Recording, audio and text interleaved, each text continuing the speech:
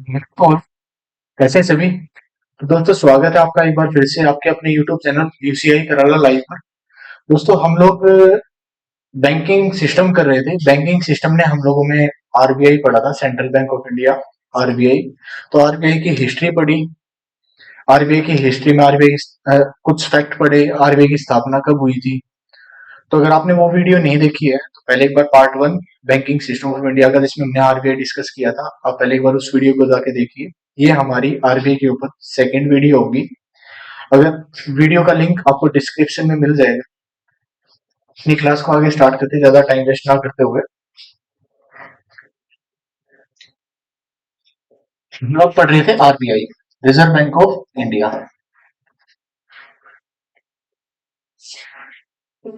RBI की स्थापना कब हुई थी, आरबीआई नेशनलाइज्ड कब हुआ। अगर आपने पिछली वीडियो देखी है तो इसके आंसर आपको पता होंगे। एक बार कमेंट बॉक्स में एक बार जरूर बताइए कि आरबीआई की स्थापना कब हुई थी। पहला क्वेश्चन, एस्टेब्लिश ईयर, आरबीआई कब एस्टेब्लिश हुआ, स्थापना कब हुई। दूसरा, आरबीआई नेशनलाइज्ड कब हुआ, नेशनलाइजेशन ऑफ आरबीआई राष्ट्रीयकृत कब हुआ। तीसरा, आरबीआई का फर्स्ट गवर्नर कौन है, फर्स्ट गवर्नर कौन है, एक बार आप ये बताइए। और आरबीआई का वर्तमान में गवर्नर, 25वें नंबर का गवर्नर, वो कौन है। आप इन चारों के जवाब एक बार क्वेश्चन के कमेंट बॉक्स में जरूर दीजिएगा, और इनके आंसर आप पहली वीडियो में आप देख सकते हो। तो हमने पीछे पढ़े थे आरबीआई के गवर्नर्स, लिस्ट ऑफ गवर्नर्स। उसमें पहला गवर्नर आपको बताना है। सेकंड गवर्नर पढ़ा था जो था टेलर, टेलर भाई साहब, जेम्स बेट टेलर, नहीं लिखते हैं, 1937 से 53 उनका पीरियड था। थर्ड गवर्नर पढ़ा था सीडी देशमुख, पहले भारतीय गवर्नर थे वो, उनका पीरियड 1943 से 49 था। उसके बाद फोर्थ नंबर के गवर्नर पढ़े थे हम लोगों ने। फोर्थ नंबर का गवर्नर बेनिगल रामा राव, 1949 से 57, मैक्सिमम टेन्योर इनका रहा था। फिर 15वें नंबर के गवर्नर पढ़े थे डॉक्टर मनमोहन सिंह, 82 से 85 उनका टेन्योर था। 16वें नंबर के गवर्नर पढ़े थे अमिताभ घोष, मिनिमम टेन्योर था जनवरी 85 से फरवरी 85। 70वें नंबर के गवर्नर आर एन मल्होत्रा पढ़े थे, उनका टेन्योर 85 से 90 था। इसके बाद 23वें नंबर के गवर्नर पढ़े थे, 23rd गवर्नर थे वो थे रघुराम गोविंद राजन, उनका टेन्योर 2013 से 16 था। फिर 24वें नंबर के यंगेस्ट गवर्नर थे, सबसे युवा गवर्नर थे। फिर 24वें नंबर के गवर्नर पढ़े थे हम लोगों ने।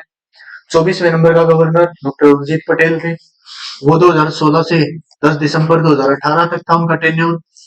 फिर 12 दिसंबर 2018 को हमें 25वें नंबर के गवर्नर मिल गए थे। 12 दिसंबर 2018 को 25वें नंबर के गवर्नर मिल गए। उसका नाम आपको कमेंट बॉक्स में देना है, वो कौन थे।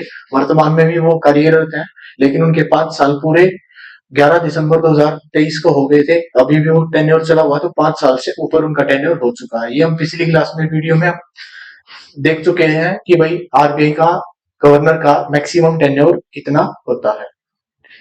तो आप लोगों से रिक्वेस्ट है, अगर आप इसी वीडियो पे पहली बार है तो पहले एक बार उस वीडियो को जरूर देखें, पढ़ क्या रहे हैं, ठीक है।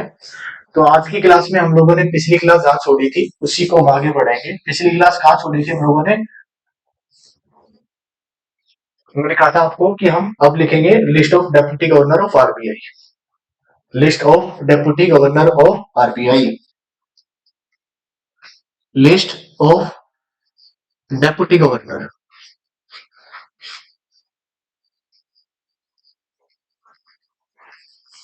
आरबीआई, आरबीआई के डेप्यूटी गवर्नर, ये भी सारे नहीं लिखेंगे हम। जैसे आरबीआई के गवर्नर थे ना 25, उसमें से 8-9 हम लोगों ने लिखे थे, तो डेप्यूटी गवर्नर भी सारे नहीं लिखेंगे। इसमें क्या क्या लिखेंगे हम, देखो, पहले 4 गवर्नर कौन थे उनका नाम लिखेंगे, वर्तमान के 4 कौन है वो लिखेंगे, वर्तमान के 4 किन 4 की जगह पर आए हैं वो लिखेंगे। यहाँ पर मैक्सिमम टेन्योर एक गवर्नर है, मिनिमम टेन्योर दो गवर्नर, दो डेप्यूटी गवर्नर है, और female governor, female deputy governor, female deputy governor तीन है। कोई भी फीमेल गवर्नर नहीं बनी आज तक, लेकिन डेप्यूटी गवर्नर बन चुकी हैं, तीन फीमेल बन चुकी हैं, तो उन तीनों के नाम लिखेंगे। तो 4, 5, 7, 11, 15 और 3 18, तो 18 डेप्यूटी गवर्नर हम लोग लिखेंगे, और सारे अपने आप में इंपोर्टेंट है। कभी ना कभी किसी ना किसी एग्जाम में ये 101% पूछे गए। आप प्रीवियस ईयर चेक कर सकते हो और पूछे गए हैं। तो आप लिखिए फर्स्ट 4 डेप्यूटी गवर्नर। पहला डेप्यूटी गवर्नर हम गवर्नर में लिख चुके हैं, जेम्स ब्रेड टेलर, जो सेकंड नंबर के गवर्नर बने थे, और फर्स्ट डेप्यूटी गवर्नर थे वो हमारे फर्स्ट, और सेकंड नंबर के जो गवर्नर बने थे उनका पीरियड मैंने अभी लिखा था पिछले पहले 37 से 43। तो फर्स्ट डेप्यूटी गवर्नर वो है हमारे, फर्स्ट डेप्यूटी गवर्नर वो है जेम्स ब्रेड टेलर। यहां पर पीरियड इंपोर्टेंट नहीं है, अगर पीरियड याद करना हो आप याद कर सकते हो, पीरियड इंपोर्टेंट नहीं है, क्योंकि कंटेंट इतना सारा हो जाता है कि कितना याद करें, ये काफी सारे बल्क में हो जाते हैं, तो इनके नाम ज्यादा इंपॉर्टेंट है। गवर्नर कम थे तो इसलिए टेन्योर जरूरी था, यहाँ पर आप टेन्योर ना भी याद करो तो चल जाएगा 1% के लिए, क्योंकि काफी सारे हो जाते हैं कि कितना टेन्योर याद करें, लिमिट होती है। आप डेप्थ में जाना चाहते हो, हर एक टॉपिक के काफी सारे डेप्थ में जा सकते हो आप, तो जरूरी नहीं है ना कि हम वो चीजें पढ़े जो एग्जाम पॉइंट ऑफ व्यू में आए या ना आए, आ भी गया तो गलत होने के चांसेस बहुत ज्यादा है। यहाँ पर आप ना भी ध्यान दोगे काम चल जाएगा। फर्स्ट डेप्यूटी गवर्नर है हमारे James Braid Taylor, second Sikandar Hayat Khan, third Manilal Bala Bhai Nanavati, और फोर्थ सीडी देशमुख। तो सीडी देशमुख और जेम्स ब्रेड टेलर ये हमारे देश के जो आरबीआई के गवर्नर रह चुके हैं। ये थर्ड नंबर के गवर्नर थे, फर्स्ट इंडियन गवर्नर, और ये सेकंड नंबर के गवर्नर थे जेम्स ब्रेड टेलर। तो पहले 4 डेप्यूटी गवर्नर कौन कौन से लिखे? पहला लिखा जेम्स ब्रेड टेलर, दूसरा Sikandar Hayat Khan, third Manilal Bala Bhai Nanavati, fourth CD Deshmukh. तो 4 गवर्नर लिखे। उसके बाद आगे बढ़ते हैं।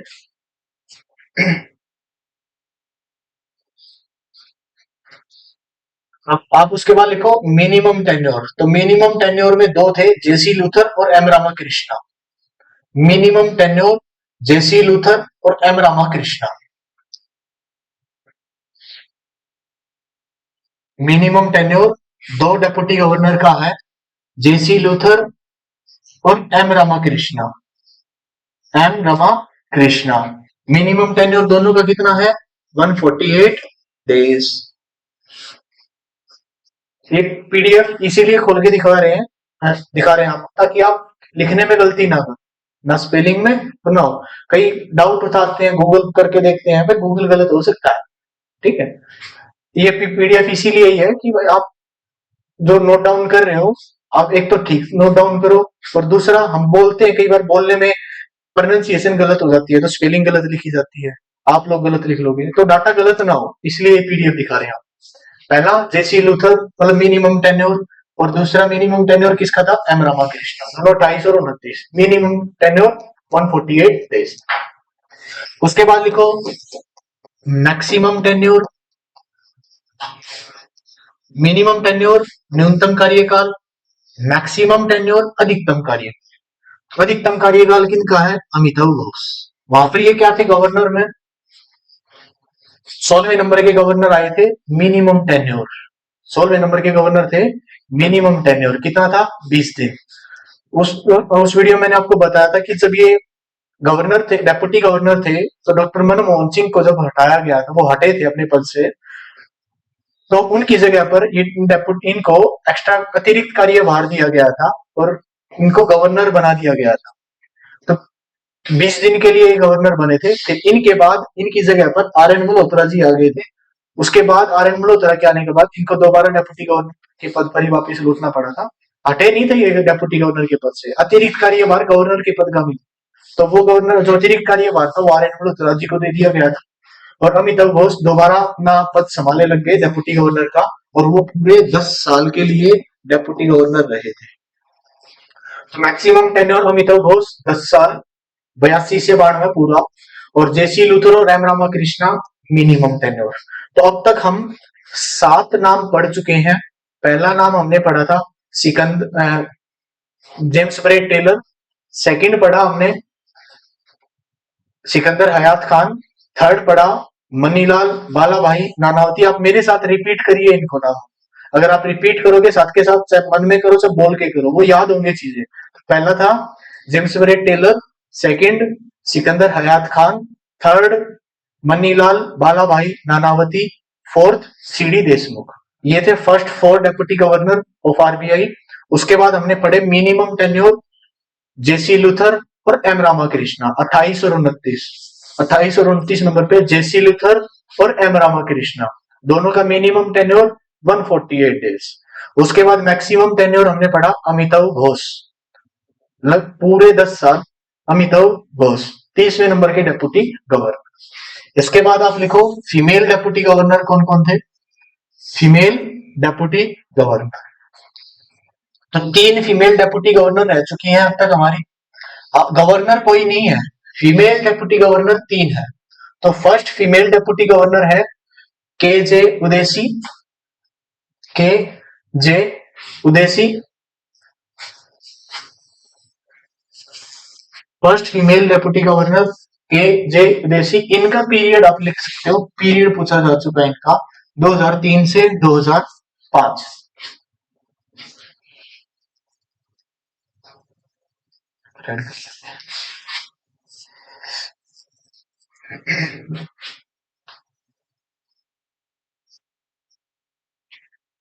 फर्स्ट फीमेल के जे उदेसी 2003 से 2005। सेकंड फीमेल श्यामला गोपीनाथ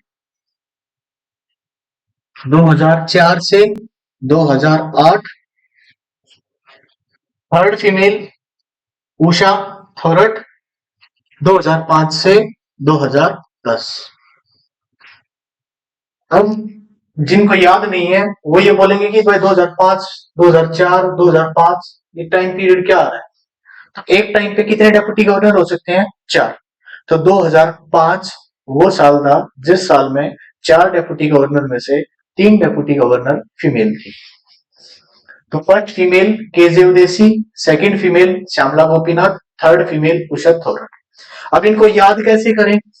तो आप याद करने की ट्रिक, अगर तीनों के नाम याद रह जाएंगे केजे उदेसी, श्यामला गोपीनाथ और उषा थोरट, आप अल्फाबेटिक ऑर्डर में डालिए इनको। जैसे के, इसका फर्स्ट अल्फाबेट क्या हो गया? के 11 नंबर पे, श्यामला गोपीनाथ का एस 19 नंबर पे, उषा थोरट का यू 21 नंबर पे।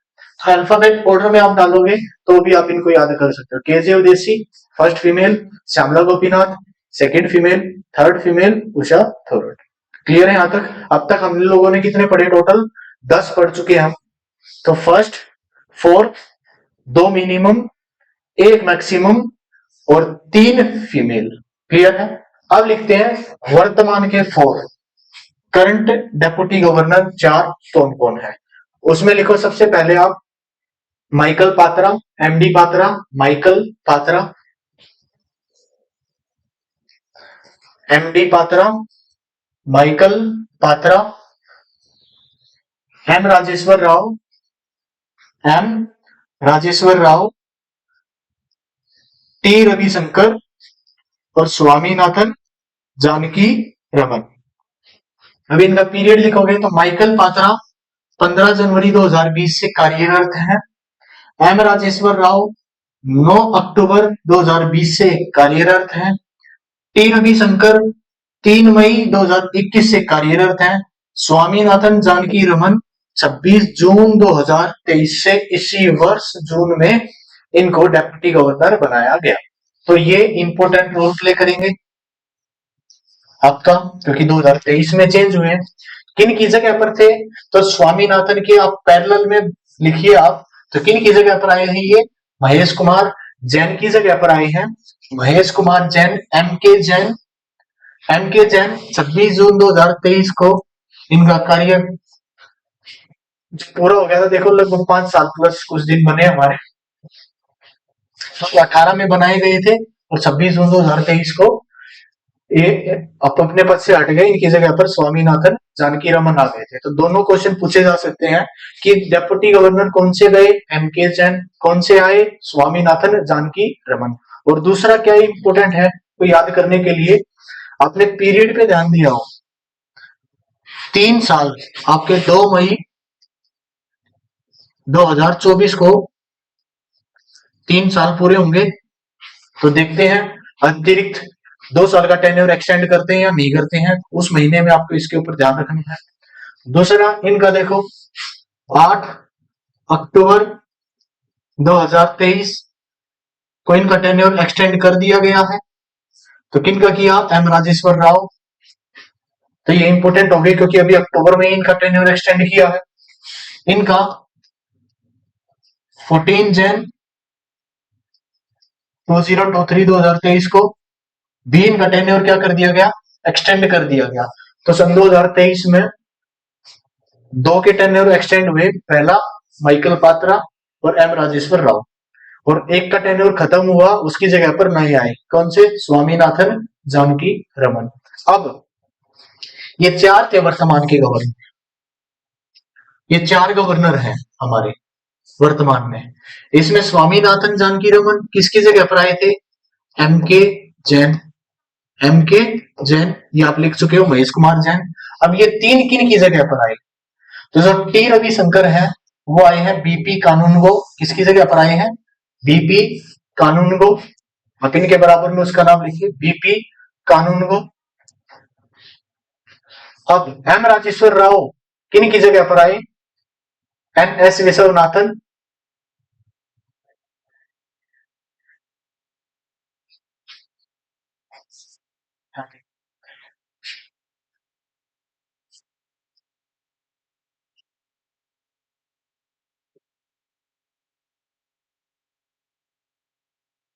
ये किन की जगह पर थे?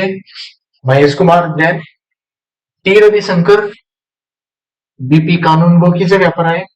M Rajeshwar Rao, M Rajeshwar Rao, M Rajeshwar Rao किन की जगह पर आए थे? एन एस विश्वनाथन की जगह पर आए थे। और Michael Patra, M D Patra, ये किन की जगह पर आए? विरल आचार्य। विरल आचार्य ये आपके यंगेस्ट डेप्यूटी गवर्नर। ऐसे ही यंगेस्ट गवर्नर कौन है आपके? तो यंगेस्ट गवर्नर थे आपके रघुराम गोविंद राजन, वो हम पिछली वीडियो में हम देख चुके हैं। अब यंगेस्ट डेप्यूटी गवर्नर, तो यंगेस्ट डेप्यूटी गवर्नर कौन है आपके? वो है विरल आचार्य। विरल आचार्य, इनकी डेट ऑफ बर्थ है 1 मार्च 1974। 1 मार्च 1974। तो ये थे हमारे सारे डेप्यूटी गवर्नर जो हम लोगों ने पढ़े। तो फर्स्ट डेप्यूटी गवर्नर रिपीट करिए साथ के साथ, देख के नहीं, बगैर देख के, देख के भी बोलो लेकिन बोलो जरूर। फर्स्ट डेप्यूटी गवर्नर कौन है? James Braid Taylor. Second deputy governor Sikandar Hayat Khan. Third deputy governor Manilal Balabhai Nanavati. Fourth deputy governor CD Deshmukh. इसके बाद मिनिमम टेन्योर पढ़ा हमने 28 नंबर मिनिमम टेन्योर। 29 जेसी लूथर और एम रामाकृष्णा, दोनों का minimum tenure 148 days. Maximum tenure, तो मैक्सिमम टेन्योर 30वें नंबर के गवर्नर डेप्यूटी गवर्नर का था। बार बार गवर्नर कहानी क्यों हो रहे? 30वें नंबर का डेप्यूटी गवर्नर वो थे हमारे अमिताभ घोष। मैक्सिमम टेन्योर 10 साल। इसके बाद फर्स्ट फीमेल पढ़ी हमने KJ Udeshi. KJ Udeshi first female. Second female Shyamala Gopinath. Shyamala Gopinath. Third female पढ़ी उषा थोरट। उषा थोरट। तो आज तक 3 फीमेल डेप्यूटी गवर्नर रह चुकी हैं। कोई भी फीमेल गवर्नर डेप्यूटी गवर्नर नहीं रही है। तो थर्ड फीमेल उषा थोरुट। और वर्तमान के चार कौन कौन है हमारे? एमडी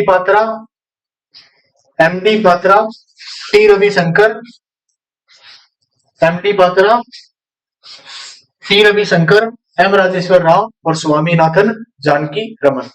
तो यहाँ पर हमारी लिस्ट ऑफ डेप्यूटी गवर्नर पूरी होती है। अब हेडिंग डालिए आप फंक्शंस ऑफ आरबीआई, आरबीआई के कार्य। और दोस्तों जो आपको ये फैक्ट सारे लिखवाए जा रहे हैं, आप प्रीवियस ईयर उठाइए। आप किसी भी आप पर्टिकुलर स्टेट की तैयारी कर रहे हो, एसएससी में किसी भी फील्ड की आप तैयारी कर रहे हो, CGL, CSSL, MTS, CPO, Delhi police, कोई भी, दिल्ली पुलिस में constable, head constable, constable minister, कोई भी हो, डीएसएसबी, आप प्रीवियस ईयर उठाइए, आप अपने नोट्स चेक कीजिए, 99.99% सारे क्वेश्चन आपको आपके नोट्स में मिल जाएंगे। और फर्दर अगर इन फ्यूचर में अगर कोई भी क्वेश्चन आता है आपका आरबीआई से, आपके नोट से बाहर नहीं आएगा, उसकी गारंटी हम लोग लेते हैं। 1% ऊपर नीचे हो सकता है, तो 1% भी वो क्या कि वो आरबीआई के शेड्यूल में घुस जाए कि भाई किस शेड्यूल में है, ये कौन से कानून में है आरबीआई के, तो ये हो सकता है। बाकी 99% चांस आपके सारे नोट से ही क्वेश्चन आ जाएगा। तो आप बेफिक्र रहिए, वीडियो से बने रहिए, वीडियो को एंड तक देखिए और अपने नोट्स बेफिक्र होके अपनी टेंशन हमें दे दीजिए। हम आपके लिए जो भी कुछ टॉपिक करवा रहे हैं वो सारा एग्जाम पॉइंट ऑफ व्यू से 100% क्या 1000% इंपॉर्टेंट जो चीज है सिर्फ वही करवा रहे हैं, एक्स्ट्रा कुछ नहीं करवा रहे। तो अभी आगे हेडिंग डालिए आप फंक्शंस ऑफ आरबीआई, आरबीआई के कार्य। Functions of RBI.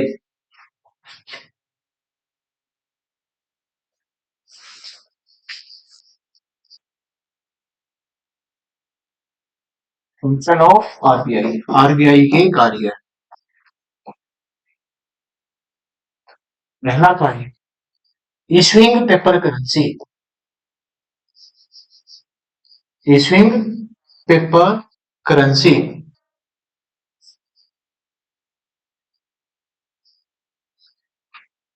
Issuing paper currency, पत्थर मुद्रा जारी करना, पत्थर मुद्रा जारी करना। तो सारे कागजी नोट किसके द्वारा जारी किए जाते हैं? आरबीआई के। लेकिन सारों में एक कागजी नोट को छोड़कर, वो कौन सा है? 1 रुपए का नोट। तो आरबीआई द्वारा जारी किया गया, क्वेश्चन आया था एक बार एग्जाम में, आरबीआई द्वारा जारी किया गया प्रत्येक एक एक नोट अगर आपकी जेब में है तो आपके पास टोटल कितने रुपए हैं? ये क्वेश्चन पूछा गया था एक बार, मुझे याद नहीं आ रहा किस एग्जाम में पूछा गया था, याद आते ही मैं बताता हूँ। क्वेश्चन क्या था? अगर आरबीआई द्वारा जारी किया गया प्रत्येक एक एक नोट अगर आपकी जेब में है तो आपके पास टोटल कितने रुपए होंगे? तो आरबीआई द्वारा जारी किया गया सबसे छोटा नोट कितना का है? 2 रुपए का। उसके बाद 5, 10, 20, 50, 100, 200, 500, ये सारे के सारे नोट किसके द्वारा जारी किए जाते हैं? आरबीआई के द्वारा जारी किए जाते हैं। और इनका सभी का एडिशन अगर आप करोगे तो 887 रुपए, 887, 887 रुपए बनते हैं। और इसी वर्ष ये 2887 रुपए होते थे, लेकिन 2000 का नोट 2023 में ही बंद कर दिया गया। तो आरबीआई द्वारा टोटल कितने नोट जारी किए जाते हैं, ये भी क्वेश्चन पूछा जा चुका है। तो आरबीआई द्वारा जारी किए गए नोटों की संख्या टोटल कितनी है? 8। पहले कितनी होती थी? 9। नोटबंदी कब हुई थी? 8 नवंबर 8 नवंबर 2016 को। उसमें क्या हुआ था? उसमें टोटल 500 और 1000 रुपए के नोट जो हैं वो क्या किए गए थे? बंद किए गए थे। 500 और 1000 रुपए के नोट बंद किए गए थे। तो उस समय भी 8 नोट जारी करते थे, लेकिन यहाँ पर ये दोनों नोट बंद करके ये ले आए और इसकी जगह पर क्या ले आए थे? 2000 का ले आए और एक नया नोट, कौन सा नोट था? 200 रुपए का, वो नया नोट इंट्रोड्यूस कर दिया था आरबीआई के द्वारा। तो यहाँ पर हम लोगों ने देखा कि भाई आरबीआई सबसे छोटा नोट 2000 रुपए का जारी करता है वर्तमान में, और सबसे बड़ा नोट कितने का जारी करता है? 500 रुपए का जारी करता है। लेकिन क्वेश्चन ये है कि आरबीआई कितने रुपए का नोट जारी कर सकता है। आरबीआई 10,000 रुपए का नोट जारी कर सकता है। तो मैक्सिमम कितने रुपए का नोट जारी कर सकता है आरबीआई? 10,000 रुपए का नोट जारी कर सकता है। अब ऐसे ही क्वेश्चन ये उठा कि भाई 1 रुपए का नोट फिर कौन जारी करता है? 1 रुपए का जो नोट है वो किसके द्वारा जारी किया जाता है? वो किया जाता है गवर्नमेंट ऑफ इंडिया, भारत सरकार के द्वारा। गवर्नमेंट ऑफ इंडिया 1 रुपए के नोट के ऊपर जो सिग्नेचर होते हैं वो किसके होते हैं?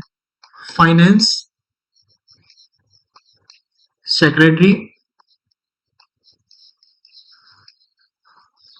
फाइनेंस सेक्रेटरी विथ सचिव, विथ सचिव। और वर्तमान में वित्त सचिव कौन है? ये क्वेश्चन आपके ऊपर कौन है? अगर आपको नहीं मिल रहा तो हम 2 वीडियो लेके आए थे प्रीवियस ईयर क्वेश्चन की, वो आपको प्लेलिस्ट में मिल जाएंगी। उन वीडियो में एक में ये क्वेश्चन ऑलरेडी हम डिस्कस कर चुके हैं कि वर्तमान में फाइनेंस फाइनेंस सेक्रेटरी कौन है। 1 रुपए का नोट किसके द्वारा जारी किया जाता है?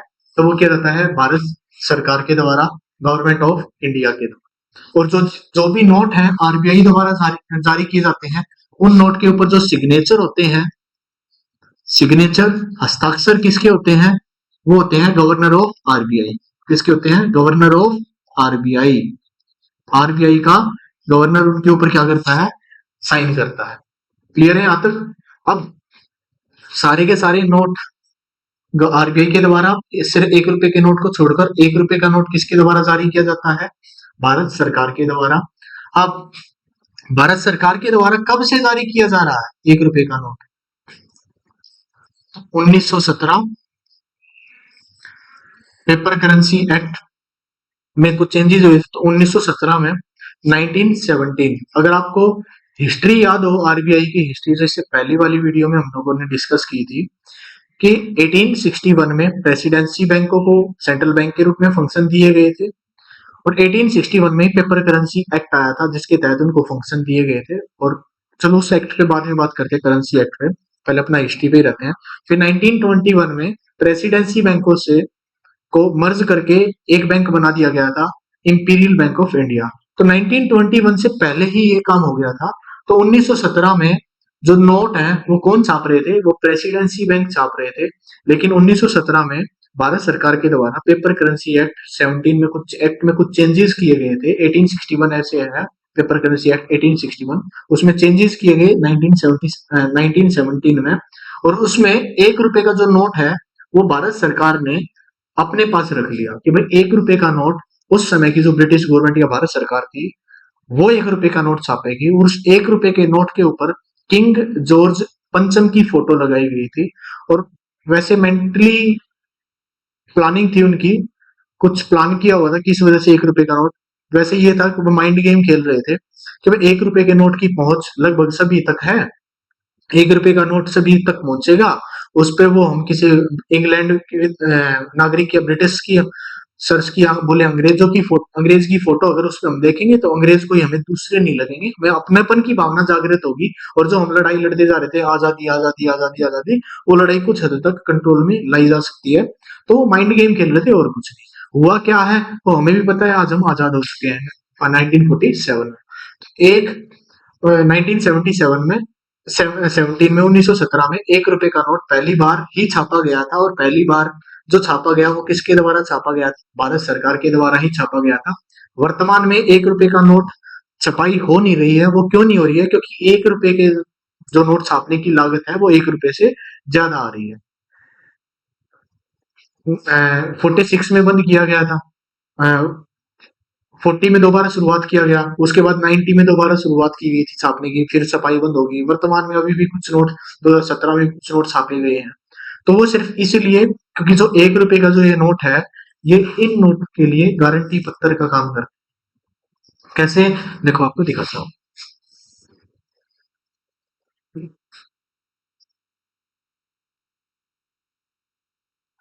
अगर हम 2000 या 500 रुपए का नोट की फोटो अगर देखें, उस नोट की फोटो के ऊपर लिखा है कि I promise to pay the bearer of sum of ₹500, है ना, मैं धारक को 500 रुपए अदा करने का वचन देता हूँ। और नीचे आरबीआई के गवर्नर ने उसके ऊपर साइन कर रखे हैं।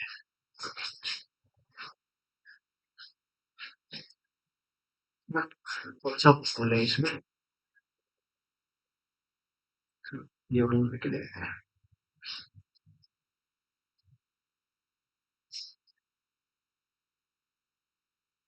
हमारे सामने है। तो भाई इसमें जो ये जैसे यहाँ पर लिखा होगा कि मैं धारक को इतने रुपए अदा करने का वचन देता हूँ, और नीचे गवर्नर ने साइन कर रखे हैं। फोटो अगर ब्लर दिखाई दे रही हो, आप फोन में खोल के देख सकते हो बाहर कि भाई ये जो जितने भी नोट हैं, ये किसके द्वारा जारी किए गए, आरबीआई के द्वारा जारी किए गए। और इसमें जो गवर्नर है वो प्रोमिस कर रहा है, प्रोमिसरी नोट है उसका, और वो ये कहता है कि मैं धारक को इतने रुपए अदा करने का वचन देता हूँ। एक्चुअल में ये गवर्नर को ये पावर किसने दी है, ये सरकार ने दी है। उसकी क्या अथॉरिटी है गारंटी देने की। अगर गवर्नर की अथॉरिटी है तो पुराने 500 और 1000 रुपए के नोट उसके ऊपर भी तो साइन है गवर्नर की, आप चलाइए उनको। अब वो क्यों नहीं चल रहे, तो गवर्नर की पूरी अथॉरिटी नहीं है, तो कागज का टुकड़ा ही, उस कागज के टुकड़े को आप 500 के रुपए की वैल्यू मानने लग गई। किसकी वजह से, उसके बैक में कौन खड़ी है, सरकार खड़ी है। तो सरकार कहती है कि ये कागज का नोट नहीं, ये 500 का है, और गवर्नर आपको प्रोमिस कर रहा है, उस गवर्नर का प्रोमिस नहीं, वो हमारा प्रोमिस है। हम गारंटी देते हैं कि ये 500 का नोट है। मतलब कैसे, मतलब गारंटी के तौर पर 1 रुपए का नोट जो जारी कर रखा है, तो गारंटी पत्र क्या है, 1 रुपए का नोट। जैसे कोई प्रॉपर्टी आपकी है, कैसे मान लें कि आपकी है, तो आपने कोई ना कोई कागज से एक स्टैम्प पेपर बना होगा, उस पर लिखा होगा ना कि वो पेपर ही तो बताते हैं वो आपकी प्रॉपर्टी है। ऐसे ही कागज का टुकड़ा, ये कागज के टुकड़े को हम 500 का मान रहे हो, किस वजह से, उस 1 रुपए के नोट की वजह से, क्योंकि गारंटी के तौर पर भारत सरकार ने एक 1 रुपए का नोट जारी किया हुआ है। ऐसे वजह से देखो, ये किसके द्वारा जारी किया जाता है, भारत सरकार। और क्वेश्चन ये भी आया है कि भाई एक नोट के ऊपर टोटल कितनी वो होती है, लैंग्वेजेस होती है। 1 रुपए के नोट के ऊपर टोटल कितनी लैंग्वेजेस होती है, तो देखो कितनी लैंग्वेज आपको दिखाई दे रही है ये। एक तो हिंदी,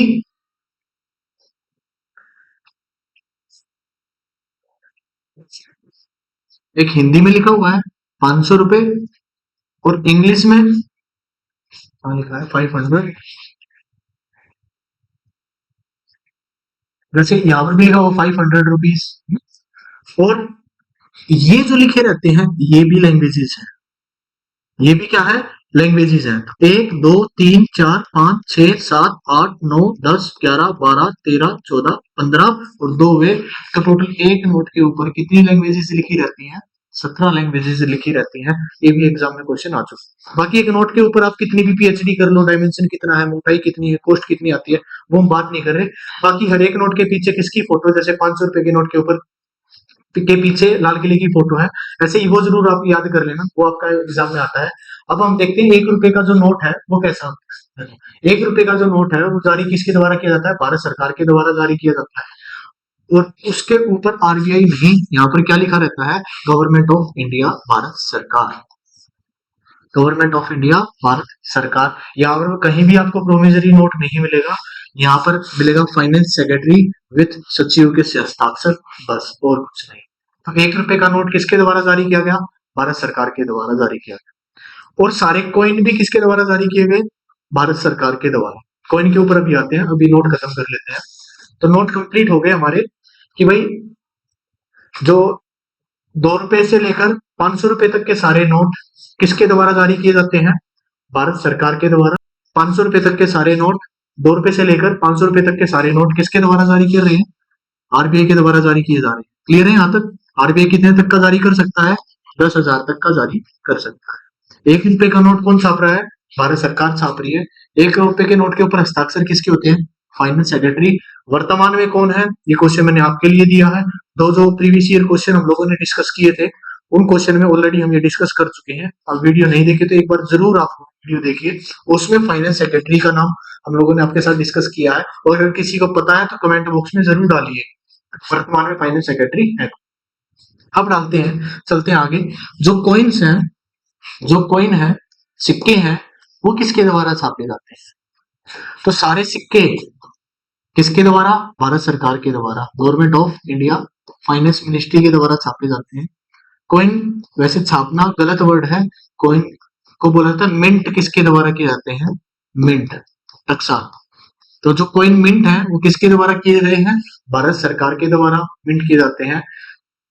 सबसे छोटा कॉइन कितने रुपए का वर्तमान में प्रचलन में है? 90% आप लोग गलत जवाब दोगे। बहुत सारे लोगों ने बोला होगा 1 रुपए सिक्का वर्तमान में प्रचलन में है। नहीं, गलत है। 50 पैसे का सिक्का, 50 पैसे का सिक्का आज भी ऑन रिकॉर्ड प्रचलन में है, बंद नहीं हुआ है।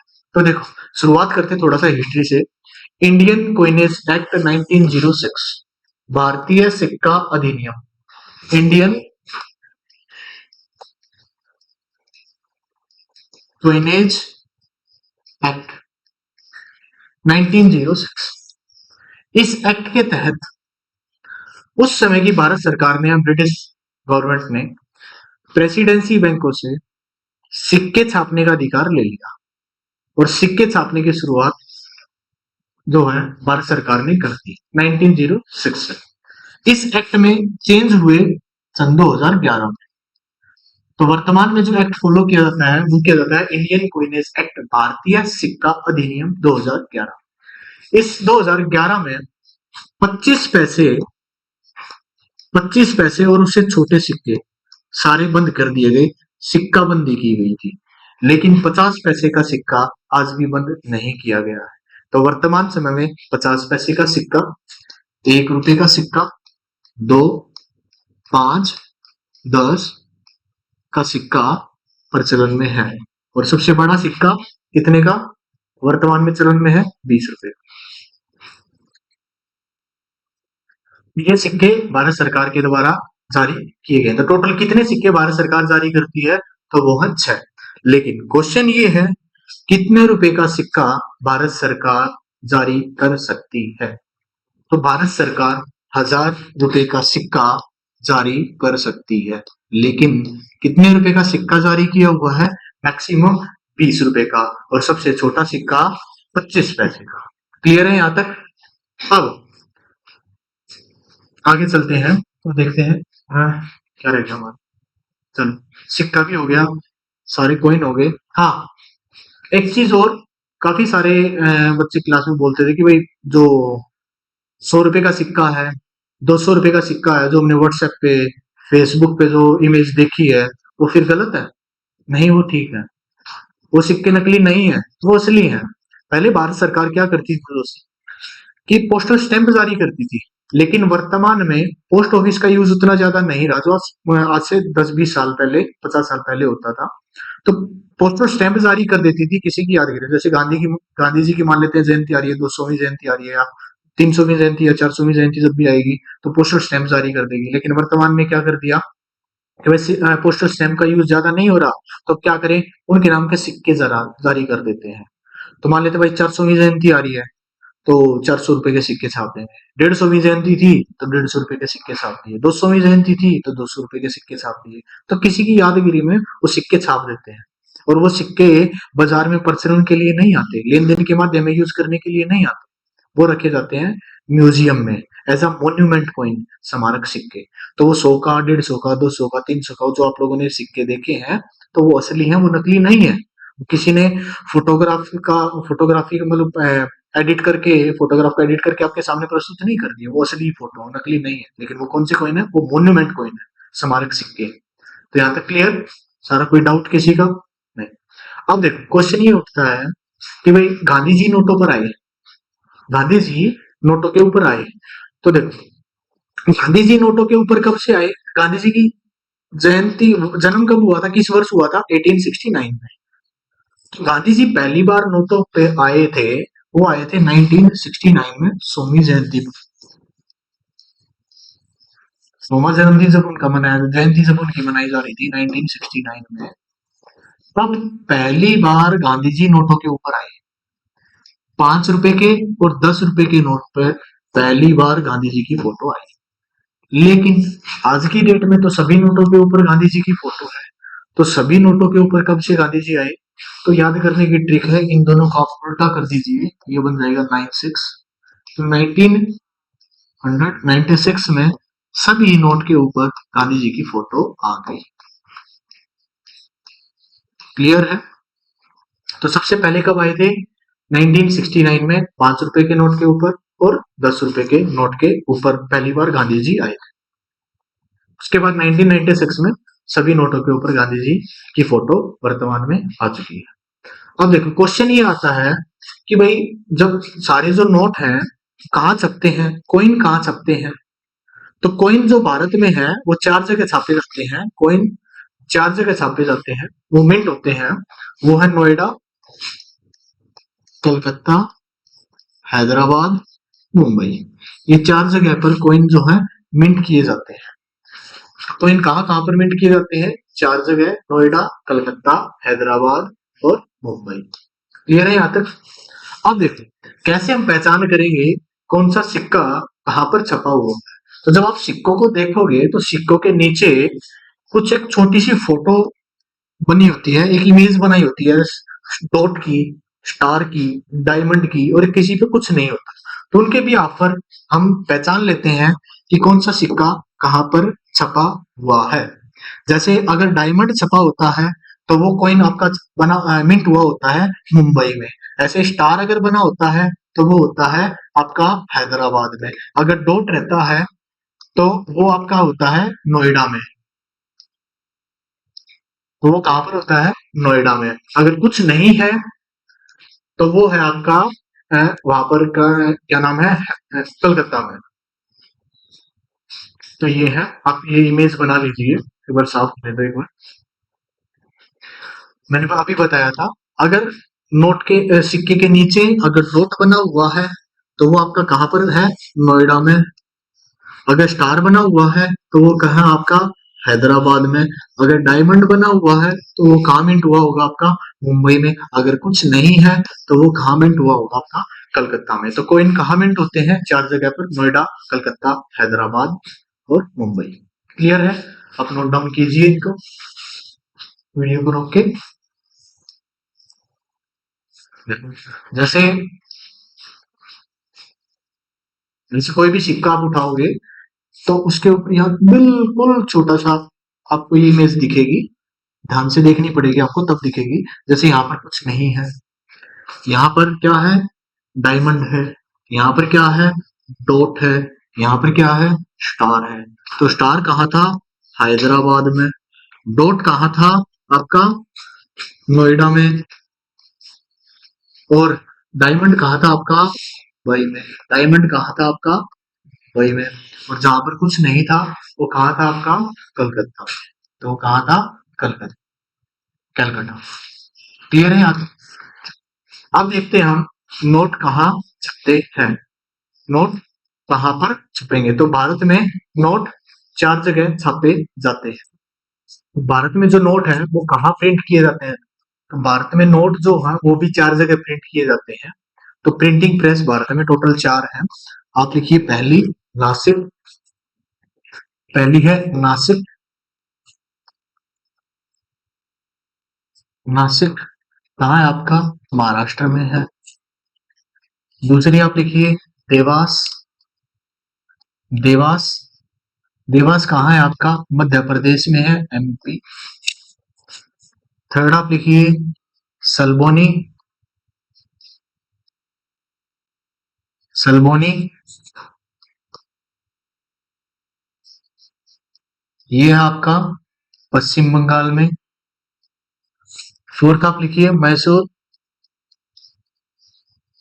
मैसूर ये है आपका कर्नाटक में, कर्नाटक। तो ये 4 प्रिंटिंग प्रेस है जहां पर नोटों की छपाई होती है।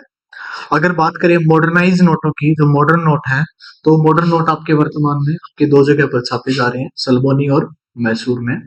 टोटल देखो जो प्रिंटिंग प्रेस है वो 2 कंपनियों के अंदर है। 2 कंपनियों के कंपनियां हैं भारत में जो इन प्रिंटिंग प्रेस को कंट्रोल करती हैं।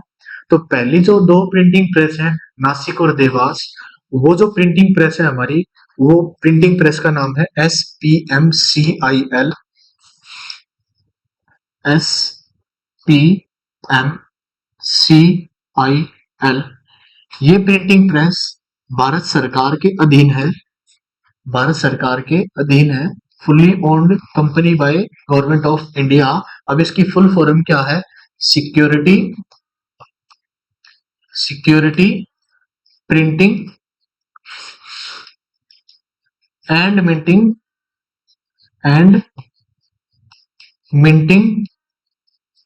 कॉरपोरेशन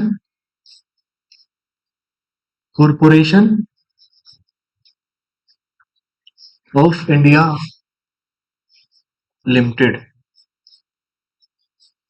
तो SPMCIL ये प्रिंटिंग प्रेस नासिक और देवास, यहाँ पे जो प्रिंटिंग प्रेस है इसकी प्रिंटिंग प्रेस SPMCIL, और ये जो प्रिंटिंग प्रेस है ये किसके कंट्रोल में है? भारत सरकार के कंट्रोल में है। अब सलबोनी और मैसूर, अब ये जो प्रिंटिंग प्रेस है ये किस कंपनी के अधीन कार्य करती है? तो वो जो उस प्रिंटिंग प्रेस का नाम है BRBN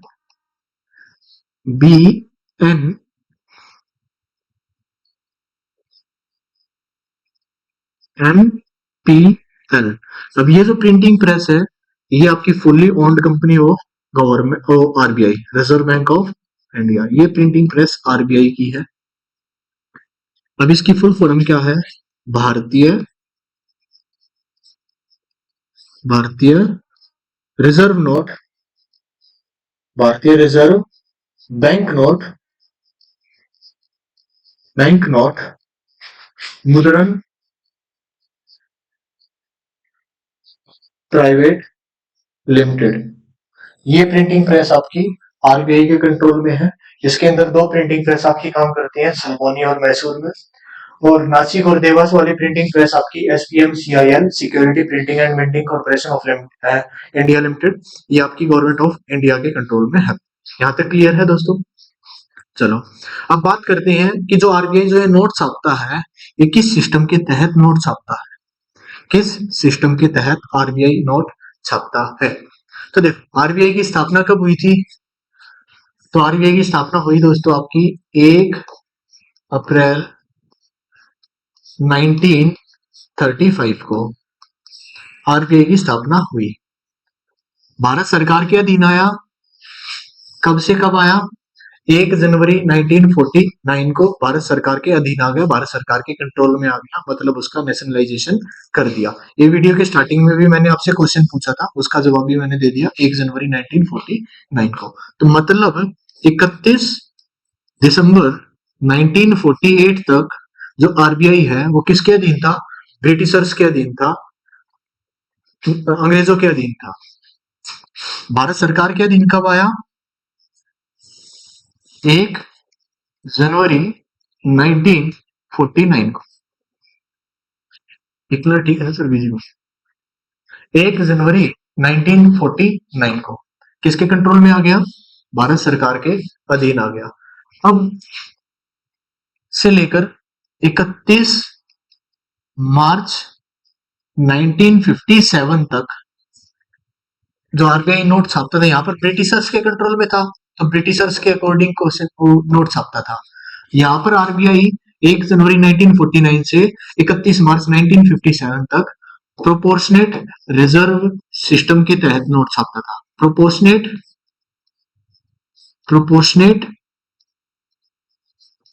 रिजर्व सिस्टम, अनुपातिक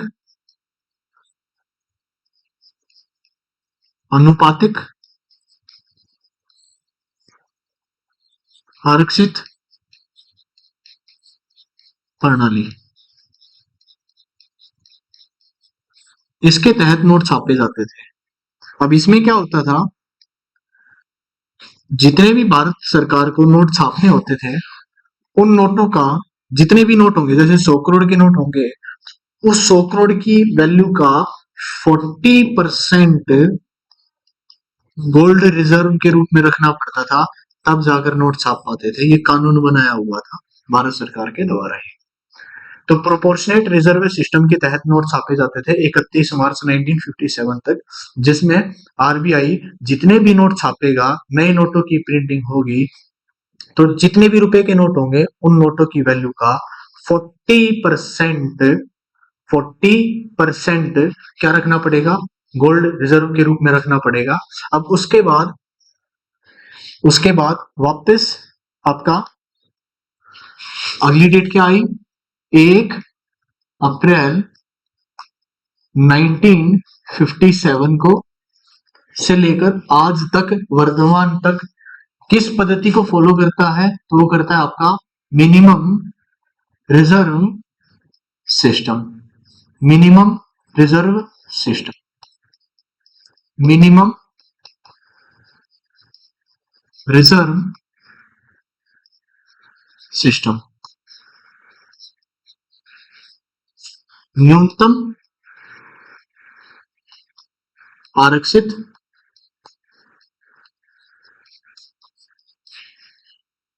प्रणाली। अब इसमें क्या किया, इसमें बोले बोले 40% गोल्ड रखने की कोई जरूरत नहीं है, गोल्ड इतना कहां से लेके आएंगे, गोल्ड लिमिटेड है, नोट नहीं छप पाते थे।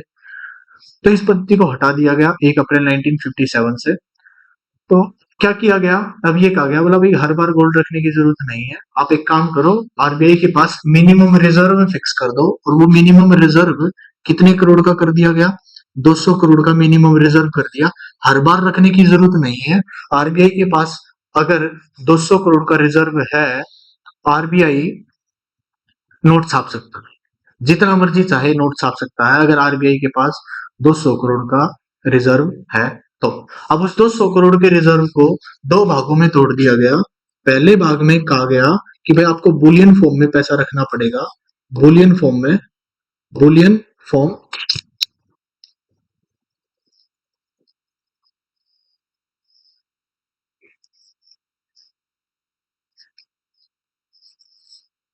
बुलियन फॉर्म में, बुलियन को बोला था गोल्ड के रूप में, गोल्ड कॉइन के रूप में, गोल्ड।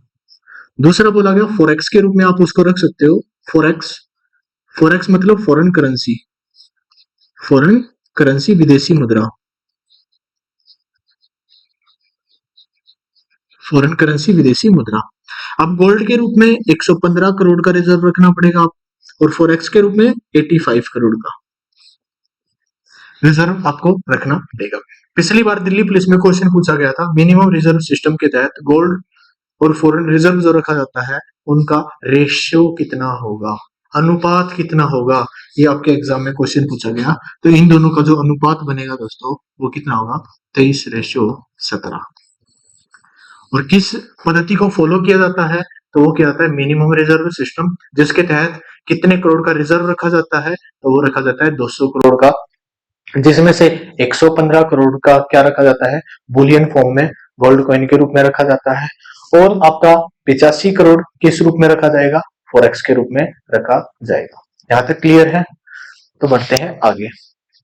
तो वर्तमान में मिनिमम रिजर्व सिस्टम 1 जनवरी 1949 से 31 मार्च 1957 तक proportionate reserve system PRS system, और 1 जनवरी 1949 से पहले और आरबीआई बना था तब तक ब्रिटिशर्स के कंट्रोल में था, उन्हीं के कंट्रोल में जितने नोट थे जैसे वो पद्धति अपनाते थे उसी पद्धति के अनुसार नोट छापे जाते थे। क्लियर है यहाँ तक। अब बढ़ते हैं आगे। देखो जो आरबीआई के द्वारा जो नोट छापे जाते हैं वो कौन से होते हैं, टोकन मनी होती है या स्टैंडर्ड मनी होती है। तो पहला ही फंक्शन अभी हमारा चल रहा है, बाकी और फंक्शन में हम इतना डिटेल एक्सप्लेनेशन करेंगे नहीं। यहाँ से काफी सारे क्वेश्चन बने हैं और आगे भी बनेंगे, और मनी चैप्टर से भी रिलेटेड आ जाता है ये, इसीलिए हम इसको थोड़ा सा डीप में कर रहे हैं। तो पहला आ जाता है टोकन मनी। क्या आ जाता है, टोकन मनी। टोकन मनी क्या है, टोकन मनी को हम बोलते हैं सांकेतिक मुद्रा, सांकेतिक मुद्रा, सांकेतिक मुद्रा। दूसरा है स्टैंडर्ड मनी, स्टैंडर्ड मनी मानक मुद्रा। अब ये है क्या, स्टैंडर्ड मनी और टोकन मनी। और टोकन मनी क्या है, अब टोकन मनी वो मनी है जिसकी फेस वैल्यू उसकी कमोडिटी वैल्यू से ज्यादा होती है। जैसे कितने लोग ये मानते हैं कि 500 रुपए का नोट, 100 रुपए का नोट या 100 का ही लगा लो, 100 रुपए के नोट को बनाने का खर्चा 100 रुपए से ज्यादा आया होगा? नहीं आया होगा। या 100 रुपए के नोट में जो धातु लगी हुई है उसका मूल्य 100 रुपए से ज्यादा है। तो कोई मानता है? नहीं है, कम है। हमें सभी को पता है कि भाई 100 रुपए का कागज थोड़ी लग गया। तो वे सारी करेंसी जिनकी फेस वैल्यू आपकी कम हो, सॉरी ज्यादा हो, किससे? कॉस्ट ऑफ प्रोडक्शन से, लागत मूल्य से, कॉस्ट ऑफ प्रोडक्शन। या आप लिख सकते हैं यहां पर कमोडिटी वैल्यू। फेस वैल्यू उसकी ज्यादा हो, किससे? कॉस्ट ऑफ प्रोडक्शन से, लागत मूल्य से। जैसे यहां पर आप एग्जांपल के रूप में लिख सकते हो, एग्जांपल ऑल नोट, सारे के सारे नोट्स, पेपर नोट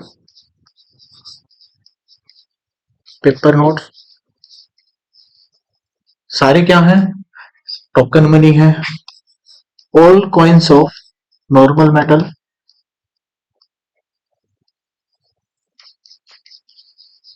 सामान्य धातु के सिक्के, मेटल सामान्य धातु के सिक्के, सारे क्या है? टोकन मनी है। अब फिर स्टैंडर्ड मनी क्या है? तो स्टैंडर्ड मनी वो मनी होती है जिसकी फेस वैल्यू और कमोडिटी वैल्यू या कॉस्ट ऑफ प्रोडक्शन ये दोनों क्या हो? बराबर हो। अब बराबर किसके हो सकते हैं? जैसे एग्जांपल के रूप में लेते हैं गोल्ड कॉइन। अब गोल्ड कॉइन पे अगर आप 10 रुपए की स्टैंप मार दोगे तो 10 रुपए में थोड़ी चलाओगे, उसको मेल्ट करके पिघला के जाओगे बाजार में बेच दोगे उसको। तो जो गोल्ड कॉइन वगैरह होते हैं, जितने उन पे कॉस्ट ऑफ प्रोडक्शन है या जिनकी कमोडिटी है उतनी उसकी फेस वैल्यू होती है। तो गोल्ड कॉइन और आपका सिल्वर कॉइन इसमें आ सकता है, एक्सेट्रा। सिल्वर कॉइन ये आपके कौन सी करेंसी हो सकती है? स्टैंडर्ड मनी हो सकती है। अब देखो यहां तक क्लियर है। अब टोकन मनी का एक ड्रॉबैक है, एक कमी है। कमी क्या है? कि इसको बनाना आसान है। बनाना आसान है, इसीलिए लगभग वर्ल्ड के हर एक देश ने टोकन मनी को अपनी ऑफिशियल करेंसी बनाया हुआ है। भारत में भी जो भारतीय रुपया है वो टोकन मनी है, ना कि स्टैंडर्ड मनी है। पहले स्टैंडर्ड मनी चलती थी, अब लगभग हर एक देश, लगभग क्या ऑलमोस्ट सारे ही देश किस करेंसी को अपनाते हैं? टोकन मनी को अपनाते हैं। क्योंकि टोकन मनी को बनाना क्या है? आसान है। बनाना आसान है, इसीलिए इसकी फेक करेंसी ज्यादा मिलती है। तो इसकी एक कमी है, यहाँ पर क्या मिलती है? Fake currency. फेक करेंसी बहुत ज्यादा पाई जाती है टोकन मनी में। क्लियर है? यहाँ पर फेक करेंसी बनाना इतना आसान नहीं है, कॉस्टली बहुत ज्यादा पड़ता है। तो इसीलिए सोना चांदी का नकली कम मिलता है, धातु नकली कम पाई जाती है, पहचान करनी भी आसान हो जाती है। लेकिन टोकन मनी की जो है फेक करेंसी ज्यादा मिलती है। क्लियर है यहां तक? अब देखो, अब एक बार थोड़ा सा एक फिगर यहां पर लेता हूं मैं।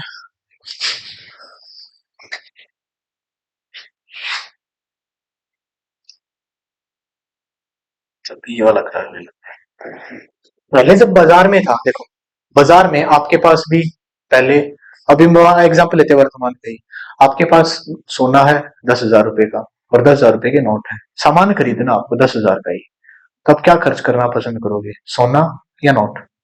तो सारे लोग एक ही चीज को चूज करेंगे, क्या? सोना। सोना खर्च करेंगे? नहीं। क्या खर्च करेंगे? नोट। तो 10,000 रुपए के नोट हम खर्च कर देंगे, सोना खर्च नहीं करेंगे। सोने को अपने पास रखेंगे, गोल्ड को अपने पास रखेंगे, गोल्ड को खर्च नहीं करेंगे। अब क्यों नहीं खर्च करेंगे? क्या कारण है? वो कारण एक ही है, स्टैंडर्ड मनी को लंबे टाइम के लिए अगर रखते हैं हम लोग, तो इनकी जो वैल्यू है, अगर एक पॉइंट रखें तो इनकी जो वैल्यू है वो क्या होती है? बढ़ती है फ्यूचर में।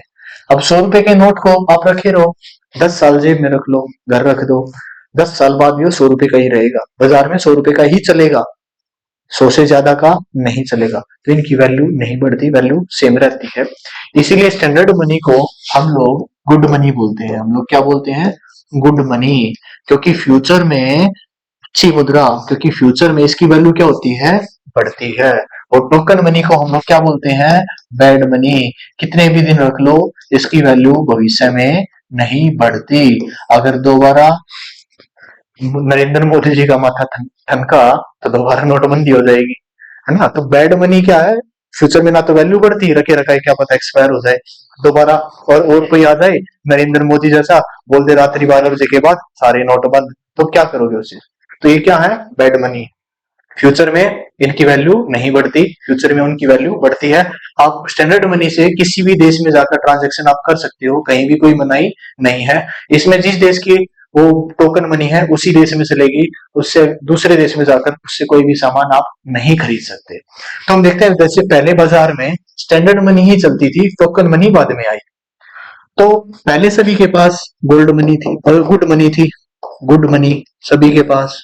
अब वर्तमान में धीरे धीरे इंट्रोड्यूस हुई बैड मनी, कहीं गुड मनी थी कहीं बैड मनी।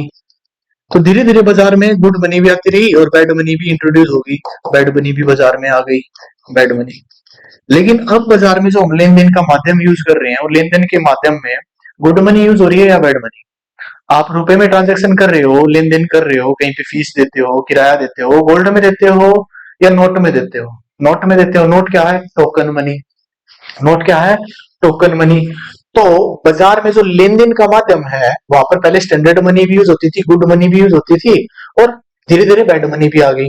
अब जहां भी ट्रांजैक्शन हो रही है, हर एक ट्रांजैक्शन में किस में हो रही है, बैड मनी में ट्रांजैक्शन हो रही है। मतलब गुड मनी बाजार में के लेन देन के माध्यमों में यूज नहीं हो रही। तो गुड मनी बाजार से बाहर हो गई, गुड मनी बाजार के लेन देनों से बाहर हो गई। अब गुड मनी बाजार से बाहर आ गई सारी। तो ये जो बात है, ये जो स्टेटमेंट है, ये एक अर्थशास्त्री है ग्रेशम्स, ग्रेशम्स। तो इसको ग्रेशम्स लॉ कहा गया, ग्रेशम का नियम, ग्रेशम का नियम। अब ये नियम क्या कहता है, अब ये नियम ये कहता है कि बुरी मुद्रा ने अच्छी मुद्रा को बाजार से बाहर कर दिया। क्यों कर दिया, वो आपको भी पता है, हम लेन देन के माध्यम में बुरी मुद्रा यूज करते हैं, अच्छी मुद्रा तो यूज करते ही नहीं। तो बुरी मुद्रा ने अच्छी मुद्रा को बाजार से बाहर कर दिया। Bad money, bad money drives out good money from the market, from the market. बुरी मुद्रा ने अच्छी मुद्रा को बाजार से बाहर कर दिया। ये स्टेटमेंट और ये नियम किसके द्वारा कहा गया, ग्रेशम्स के द्वारा है। क्लियर है। तो ये कुछ हमने टाइप ऑफ मनी भी पढ़े, वो फंक्शंस ऑफ आरबीआई पढ़ रहे थे। तो पहला फंक्शंस ऑफ आरबीआई हमारा इशूइंग पेपर करेंसी वो कंप्लीट हो गया। अगली क्लास में हम इससे आगे कंटिन्यू करेंगे। और कुछ आपके जैसे नोटबंदी हुई थी 8 नवंबर 2016 को, तो कुछ नोट कब बंद हुए, क्या नोटबंदी एक ही बार हुई है या 2 बार हुई है, पहले कब कब हुई है, कौन सा नोट कब जारी किया गया, कब बंद हुआ, अगली क्लास में मैं एक पीडीएफ लेके आऊंगा, वो आप लोगों के साथ शेयर कर दी जाएगी। तब तक के लिए आप वीडियो को देखते रहिए, चैनल से बने रहिए। वीडियो अगर आपको अच्छी लगती है तो लाइक जरूर करिए, चैनल को अब तक सब्सक्राइब नहीं किया है तो सब्सक्राइब जरूर करें, अपने दोस्तों के साथ शेयर करना ना भूलें। तब तक के लिए खुश रहिए, बने रहिए वीडियो के साथ।